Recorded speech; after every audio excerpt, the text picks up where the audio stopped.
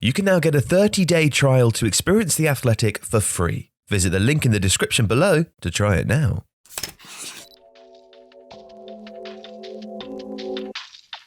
Hello and welcome to Tifo IRL, our new channel, Tifo but in real life. I'm Alex, I'm an analyst for Tifo, and today we're going to be talking about Spain. We're going to go through some of how they attack, some of how they defend, and a couple of the weaknesses. Also looking at one or two of the squad selections. Before we start, just to encourage you to subscribe to this new channel and support what we're doing here. There's going to be loads and loads of Euros content during that tournament, and then we'll carry on afterwards. So if you like this kind of video and you like seeing us move dots around and so on to try and explain football tactics to you, please get behind the channel, subscribe, like the videos, leave comments, and so on. So let's look at Spain. So Spain obviously were one of the dominant forces in world football around a decade ago. They won the 2008 Euros, they won the 2012 Euros, and that sandwiched a World Cup victory in 2010. It's fair to say that since then things have been less successful for them. They haven't got past a round of 16 since that 2012 tournament. And obviously the most recent World Cup disintegrated slightly into a farce when Julian Lopetegui got sacked on the eve of the tournament because he'd arranged a job with Real Madrid and hadn't told anybody. So Fernando Hierro had to come in and take over. Spain now have a greater degree of solidity. They are led in the dugout by Luis Enrique, who was the last guy to take Barcelona to a Champions League title. They're also in a period of transition with regards to players. So obviously the big headline news from the Spain squad selection is that Sergio Ramos is not playing. But also there are a number of other younger players that are coming through and starting to establish themselves as really, really crucial to what Luis Enrique is doing. Spain's function is still very much a kind of keep possession, work it through the lines 4-3-3, but Luis Enrique has use some of these younger players to integrate a bit more verticality, a bit more pace, kind of modernized the system a little bit. This is probably here going to be Spain's starting lineup. There's a couple of these players that we can be relatively certain will start the big games. So this front three of Dani Olmo, Alvaro Morata and Ferran Torres, very much the first choice. And we've seen how effective they can be in the 6-0 win against Germany. They do have options though, so Adama Traore can come in here and play on this right-hand side and add a lot more pace and ball carrying. That can be quite effective. And also through the centre, Gerard Moreno, who won the Europa League with Villarreal, is a very, very useful striker who can drop off, link play, and can also play through the wide positions and allow Spain, for example, to use effectively two strikers in this system here, should they want to do that. As we go further back through the midfield, again, this central midfield three, Rodri is likely to be the anchor, but you could very easily swap out Rodri for Sergio Busquets and still have the same sort of functionality and build-up. Rodri's just perhaps a little more physical, adds a little bit more at set pieces. Koke, very versatile player here. He's going to be moving around here a lot. We'll talk about this more when we do the build-up, and Thiago will drop off and add his passing. But if Spain want a little bit more pace, a little bit more ball carrying, then it's possible to bring in here, for example, Pedri, the young Barcelona player who's made such an impression this season. He can add a bit more directness.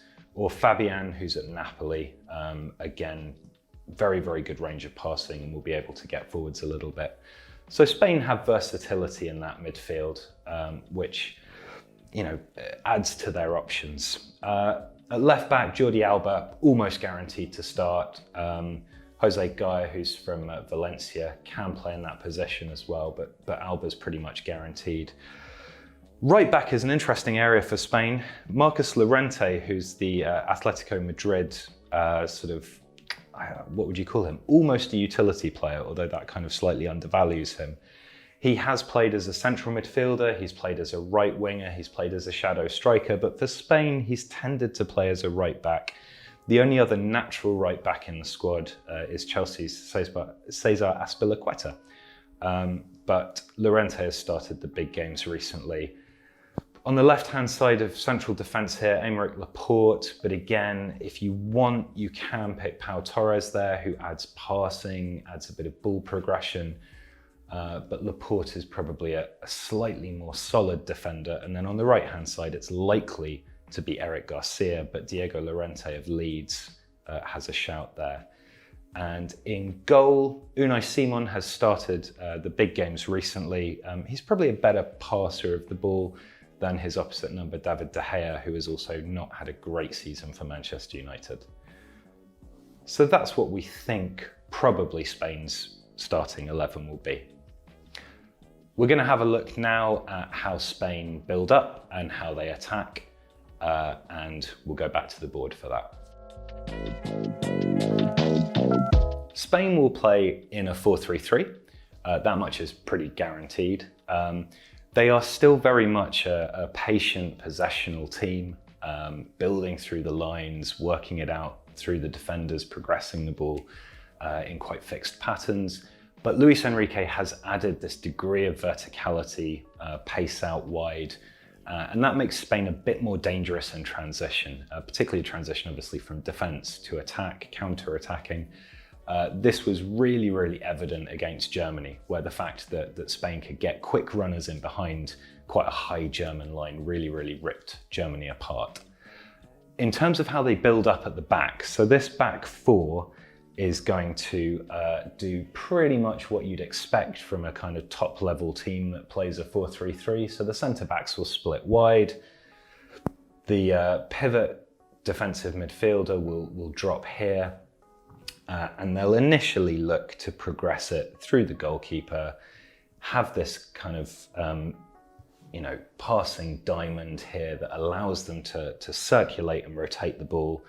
The fullbacks will be part of that as well. And the fullbacks won't initially press particularly high. As Spain progress the ball higher up the pitch, then things change ever so slightly. What you'll then start to see is the creation almost of a kind of 2-4-4 shape. So let's have the opposition guy faffing about there. This defensive midfielder here, Rodri or Busquets, will drop into one of these sides. And then probably Thiago on the right side of the central midfield too will also drop back. And that's where you get this kind of 4 here. You get a 2 here like this.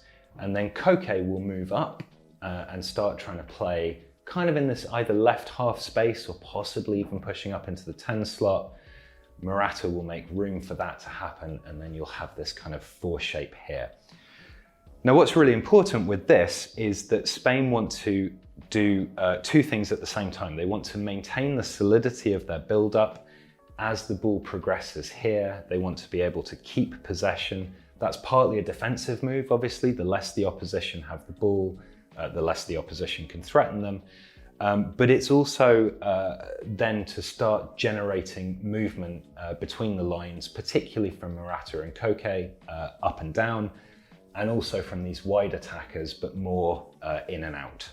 So once the ball moves out into the wide areas, once Spain have been able to kind of push up the pitch with this very patient, very controlled passing between a kind of back 6 and the front 4 are then making their movements, what you start to see is this acceleration and this verticality. This is, again, similar to other kind of good top-tier 4-3-3 sides that we've seen. And this is one of the things about international football tactics, is that the better the team, in some ways, the more similar the tactics, because you start relying on individual quality and you don't need to really work so hard on making your system the thing that will give you the edge. And Spain have got lots of really good attacking players. And Spain have lots of good attacking players. So in Dani Olmo here, we have a left winger who has actually operated throughout his career often as a 10. So there's a kind of natural tendency here to cut in field, occupy this kind of left half space area. And that's very useful for Spain because in Jordi Alba, they have a fullback who gets really, really high and acts almost as a kind of auxiliary winger. He can also cut in field if Olmo does maintain the width, or sometimes you'll have Koke drifting out to that side so Alba can cut in. But what we get is this kind of creation of a passing triangle here on the left-hand side, again with players that can crop up in different places, who can make runs in behind, who can overlap, deliver crosses from dangerous areas, and that makes Spain really, really effective on the left. One of the reasons that this is helpful is because it also, as we've already kind of helpfully shown here, has this tendency of dragging the opposition over. And that's really good for Spain because Ferran Torres, who is the opposite-sided winger, is much more of an orthodox winger. So he will like to get forwards, he can cross in and he will do that sometimes, but it's these runs here, it's these penetrating runs in behind that are most effective for Torres. And he did this a couple of times against Germany and got a couple of goals off it. Because Spain create these triangles over here, and because people are naturally cautious about Alba's ability to overlap, and also crucially because Marcos Llorente, as a kind of converted central midfielder, can step up here and bulk this area out, and that affords Torres a lot of protection. These blindsided runs become a really, really good way of Spain attacking. So expect to see quite a lot of congestion on this side, trying to keep this right-hand side open and these penetrating runs in. The role of Morata is interesting. Yeah, he's quite a good kind of creative forward, the sort of guy who will link play, so he can play up here, on the shoulder of the defender, take these vertical passes in here, say from Rodri, and then lay the ball off. As he does that, Morata will then be looking to spin in behind, get here to take a return pass. Similarly, if the ball is out wide and Alba is here on the overlap, you can expect to see Morata making these runs in here and trying to get forwards. He's quite a good aerial presence, so he offers Spain a kind of dual threat, aerially, but also in terms of linking up play and bringing these other players in. It is worth noting that Spain do actually shoot quite a lot from deep. And that's because partly teams will drop off against them because Spain are really good at playing through the lines. One of the easiest ways to deny that is to just make sure that there's almost no space between the lines. Let's get rid of that errant one there. What that does is it kind of restricts Spain sometimes. So one of the issues that they have is the conversion of chances. They'll create a lot of chances, they'll have a lot of the ball, but if they're shooting from these kinds of areas, it's not always optimal for them. And that's one of the reasons why Spain are actually, in some ways, most dangerous when they're playing least like Spain, because when they're transitioning at pace, let's drag everything back here. When they're transitioning at pace and they're able to catch the opposition with a bit of space in behind, then suddenly these direct runners, these quick runners in behind become really, really dangerous. And that's what we saw against Germany. The ability of Spain to get the ball forwards quickly to runners making runs in. And that's why Spain have become more dangerous playing in transition than they previously were before Luis Enrique took over. No, Luis Enrique. And that's why Spain have become a bit more dangerous playing in transition than they were before Luis Enrique took over. He's added that verticality, that pace and running in behind. Having said that, do still expect to see this kind of patient build up from the back, this creation of the 2-4-4, lots and lots of movement with Morata and Koke dropping off and pushing up, the wide players moving in, moving out. That will be, generally speaking, what Spain do. And that's partly because it's what they'll have to do, because a lot of the teams that Spain come up against will sit back, they will stop up the middle area. They will try and restrict the amount of space that Spain have. And that's also why the role of these centre-backs bringing the ball forwards, the whole team moving up, is so important. So that's how Spain attack. Let's have a quick look now at how they defend. So there's two key points to the way that Spain defend. The first, as you'd expect, is that they keep a really, really high line. Again, that's kind of slightly determined by the fact that if the centre-backs cross over the halfway line, then this is kind of fair game for passes in behind. But they will try and keep as high line as possible without being completely suicidal, because it allows them to compress the space and that facilitates the other part of their game, which is really important, which is their pressing. Before we look at the pressing though, it is worth noting that even as Spain fall back into a mid-block, it's quite an aggressive mid-block. You're not going to see really Spain dropping all the way back to this sort of area unless they absolutely have to. And this is because it's almost more important for them to maintain their press and be able to compress the pitch and play high up it than it is to be defensively solid and fall back. The pressing is important because Spain, as you'd expect from a team with these sorts of players, is really vigorous counter-pressing side. So if they lose possession, what you can expect to see is the players that are nearest the ball going towards it, and then Spain taking up quite an aggressive kind of man-orientated press here, stepping ahead of their opposition players or getting really quite close to them to try and force errors. Now that's partly because they know that if the ball comes forward here like this, then they've got these defenders here that can sweep it up, or even if it goes all the way through to Simon, he can then kind of collect it and carry it forward slightly. And he's a good playmaker in that regard, and his range of passing is excellent. But it also means that Spain's counter press, if successful, then has a lot of players that can get up into attacking positions.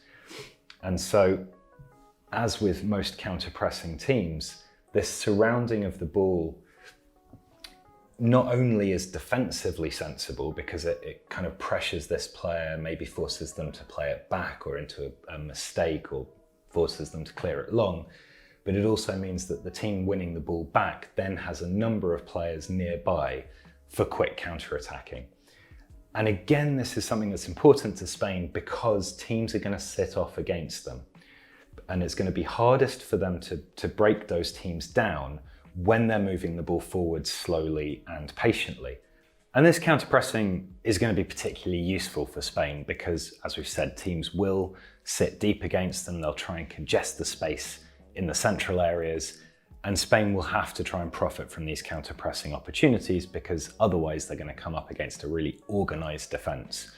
And teams are least organised when they're thinking about what to do with the ball they've just won back. So this is important for Spain. There's a couple of other things to note. If you look at this sort of back four block that you'll have Spain in, if the ball's on, let's say the ball's on this side of the pitch here, this winger will probably push up and they'll try to make a bit more of a 4-4-2 on this side. And again, that will then allow space on the opposite flank for attacks to come back. So if they win the ball back here, they may not immediately transition to this side. They might quickly try to switch it.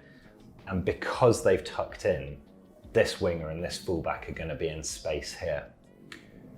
So where is Spain defensively vulnerable? Well, the vulnerabilities mostly come from this high line that we've talked about.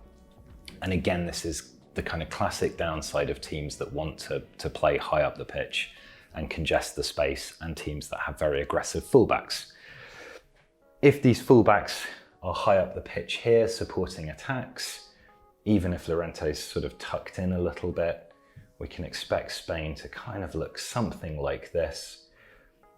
And what that means is that if the ball is turned over, all of a sudden, these, even with Rodri here, these centre-backs are really quite exposed. And quick passes here will put players into space. And there's going to be a lot of space in these areas here behind the fullbacks. That's going to be particularly the case on the left-hand side because, as we've said, Alba is a more aggressive left-back.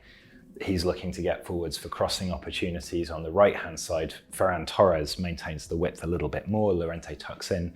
So it's less of an issue on Spain's right, but teams that target this left-hand side will potentially profit just because there's so much space in behind. There's also an issue, again, if teams are playing out from the back here more deliberately.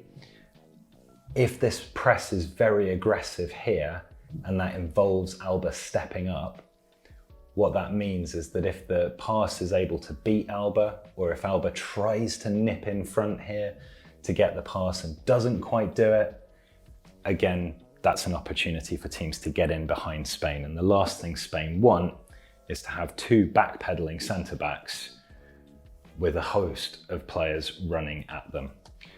But that is the trade-off that you make. If you want to play this kind of aggressive possessional style, if you want to compress the space and own possession and own the pitch, you are going to expose your centre-backs.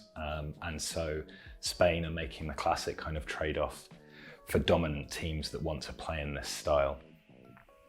So that's Spain. We've looked at how they attack, we've looked at how they defend, a couple of the weaknesses. Spain are a really good side, and they should, I think, comfortably get out of the group, even though Joe has told me to say that they won't. Once they've got past that point, quarterfinals looks like a reasonable expectation for them.